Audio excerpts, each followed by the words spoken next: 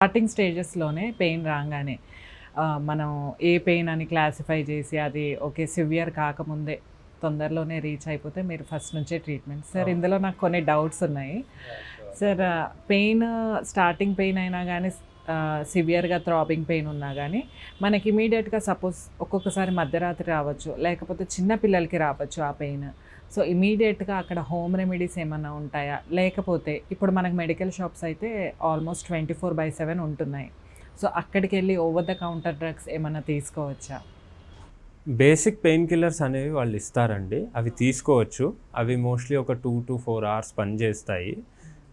2-4 hours అంటే దాని తర్వాత మీకు నెక్స్ట్ డెంటిస్ట్ అవైలబిలిటీ బట్టి మీరు వెళ్ళి మీరు చెక్ చేయించుకుంటే బెటర్. థ్రాబింగ్ పెయిన్లో ఇది చేస్తే బెస్ట్ అండి. ఎందుకంటే థ్రాబింగ్ పెయిన్ అంటే అది ఆల్రెడీ సివియర్ అయిపోయింది. ట్రీట్మెంట్ ఈజ్ మ్యాండేటరీ ఆ స్టేజ్లో. సో మీరు బేసిక్ పెయిన్ కిల్లర్స్ ఏమన్నా ఉంటే అవి మీరు తీసుకోవచ్చు. దాని తర్వాత వెంటనే మీ డెంటిస్ట్ దగ్గరికి వెళ్ళిపోవడం అనేది సజెస్టబుల్. అండ్ మైల్డ్ దాంట్లో ఉన్నప్పుడు మనము సాల్ట్ వాటర్ గార్గ్లింగ్ ప్రికాషన్స్ తీసుకుంటే సరిపోతుంది.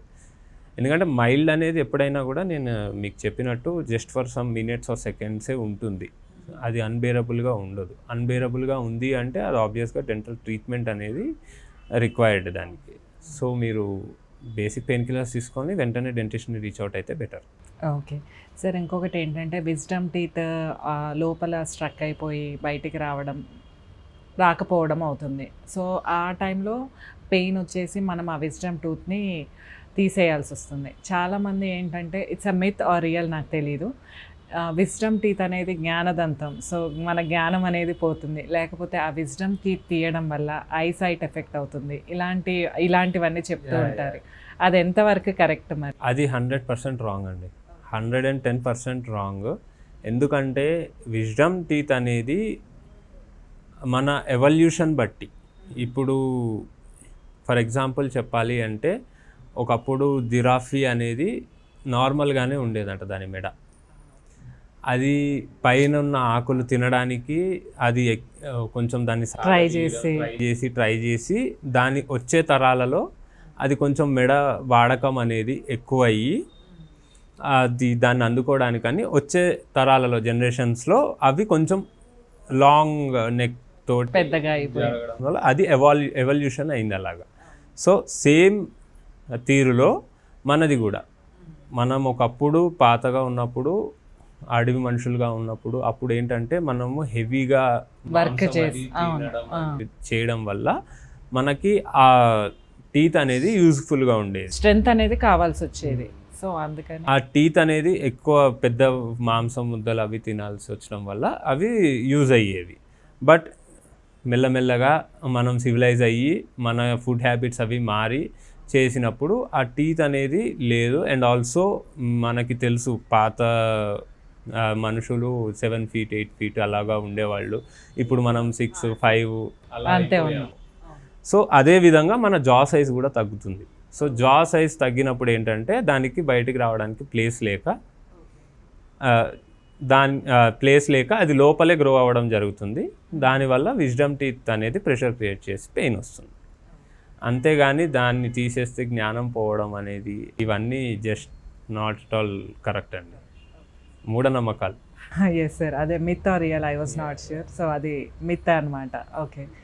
అండ్ సడన్గా ఇప్పుడు ట్రీట్మెంట్ అయిన తర్వాత సార్ కొంతమంది క్యాప్స్ వేస్తారు, లేకపోతే రూట్ కెనాల్ అయిన తర్వాత కూడా చాలామంది మీరు అన్నట్టుగా కూల్ డ్రింక్స్ తీసుకున్నప్పుడు కానీ లేకపోతే చాక్లెట్స్ తిన్నప్పుడు కానీ ఒక 2-3 seconds వరకే సెన్సిటివిటీ వచ్చిపోతుంది. ఆ సమయంలో కూడా డాక్టర్ని కలవాలి అని అంటారా? లేకపోతే గార్గ్లింగ్ ఆర్ మళ్ళీ బ్రషింగ్ చేసుకోవడం వల్ల ఆ 2-3 minutes సబ్సైడ్ అయిపోతుందా కంప్లీట్గా? యాక్చువల్గా ఇట్స్ ఎ గుడ్ క్వశ్చన్ అండి.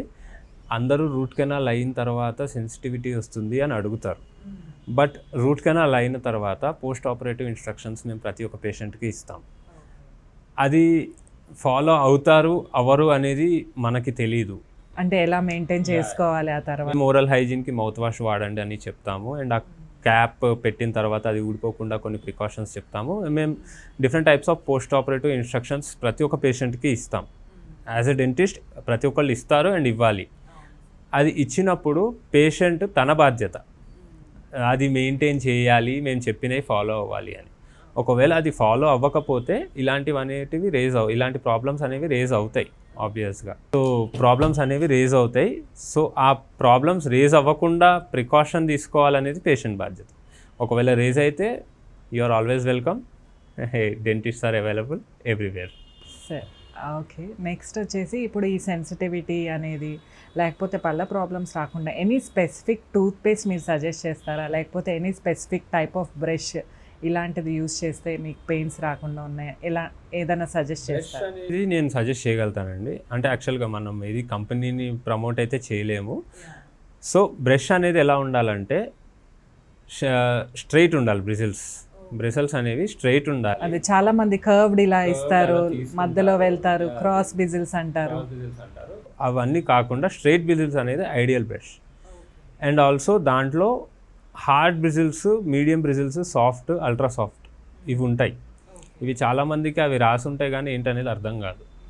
అందులో సాఫ్ట్ అనేటివి తీసుకోవాలి మనం. Soft or else medium.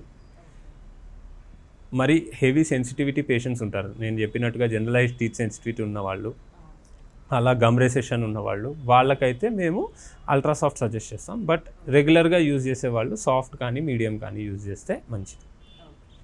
Sir, ఇంకా ఒకవేళ ఈ డెంటల్ ట్రీట్మెంట్స్ అనేవి వాళ్ళు చేయించుకోకుండా నెగ్లెక్ట్ చేయడం వల్ల ఎనీ అదర్ ఫర్దర్ కాంప్లికేషన్, అంటే మన డెంటల్ ఓరల్ హెల్త్ సరిగ్గా లేకపోవడం వల్ల మన బాడీ పైన ఎంత ఇంపాక్ట్ ఉంటుంది సార్?